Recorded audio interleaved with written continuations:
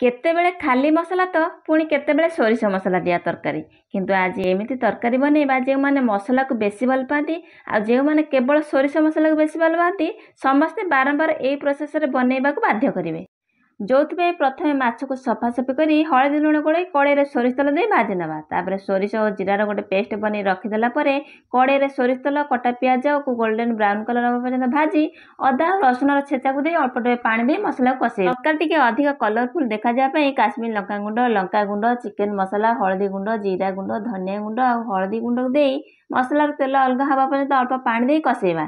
ତାପରେ ଆଗରୁ କାଟିକି ରଖିଥିବା ଆଳୁକୁ ଦେଇ ଅଳ୍ପ ଟିକେ କଷିଦେଲା ପରେ ସ୍ୱାଦ ଅନୁସାରେ ଲୁଣକୁ ଦେଇ ଅଳ୍ପ ଟିକେ କଷେଇ ଆଗରୁ ବାଟି ରଖିଥିବା ସୋରିଷ ଜିରାକୁ ଦେଇ ଟିକେ କଷେଇ ଦେଲା ପରେ ଝୋଳ ପାଇଁ ପାଣି ଦେଇ କଭର ଦେଇ ସିଝିବା ପାଇଁ ଛାଡ଼ିବା।